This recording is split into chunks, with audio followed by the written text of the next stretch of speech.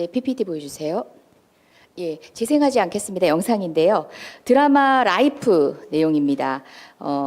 극 중에서 이제 상국병원이라는 병원이 생보사 영업하기 쉬우라고 이제 정보를 넘겨드리냐 하면서 그 의사가 따지는 장면이 이 화면인데요. 굉장히 유명했던 장면입니다. 환자 정보를 돈을 주고 팝니다.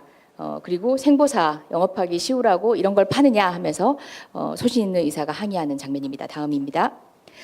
자, 개인정보보호법상 동의를 얻지 않았다면 아까 같은 드라마상에 나오는 행위는 위법입니다. 동의를 전제로 하는 개인정보보호법의 기본 체계 때문입니다.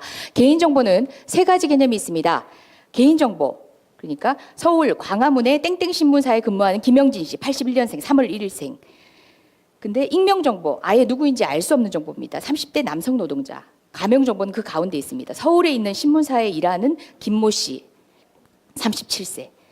최근에 빅데이터 활용과 관련한 문재인 대통령의 말씀이 있었습니다. 그리고 기업에 있어 필요성에 대한 인식은 다들 공감을 합니다. 그런데 개인정보와 흡사 양보의 필요성이 있는 것처럼 논의되는 것에 대해서 저는 제대로 아시는 분이 없어서 되려 기업이 활동할 수 없도록 만드는 큰일 날 일을 하고 계신다는 걸 지적하고 싶습니다. 대통령께서 말씀하신 빅데이터 활용과 지금 시급한 우리나라 법체제의 정비화는 거꾸로 가고 있다. 실무가들이 제대로 현황 파악을 못하고 있다는 생각에서입니다. 자, 다음 PPT 넘기기 전에 제가 GDPR 이야기를 하겠습니다. 최근에 GDPR 때문에 기업이 발칵 뒤집어집니다. 유럽 연합의 데이터 보호 규정인데요. 말 그대로 데이터 보호 규정입니다. General Data Protection Regulation. 다시 말해서 빅데이터를 규격화해서 소통할 수 있는 요건을 만들어 놓고 그리고 개인정보의 처분권을 강화하는 방식으로 규정된 겁니다. 근데 왜 기업이 발칵 뒤집어졌냐? 2018년 5월부터 시행이 되는데요. 이 시행 이후에 유럽과 거래를 하는 뉴욕에 사무소를 두고 있거나 유럽을 대상으로 하는 사업하는 모든 기업에 적용이 되기 때문입니다. 위반을 할 때에는 최대 2천만 유로에서 또는 전 세계 매출액의 2에서 4%에 해당하는 금액 중에 많은 금액을 내야 됩니다. 그런데 그런 제재가 있는 굉장히 엄격한 규약인데요. 그래서 기업들에게는 어떤 서비스가 제공되고 있느냐?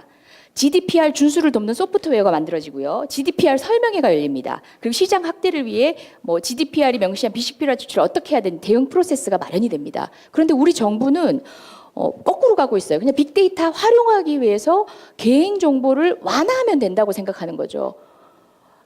그렇게 개인정보를 이야기하는 사람들을 반기업적이라고 치부하는 일각의 시선도 있습니다. 그렇지만 그렇지 않습니다.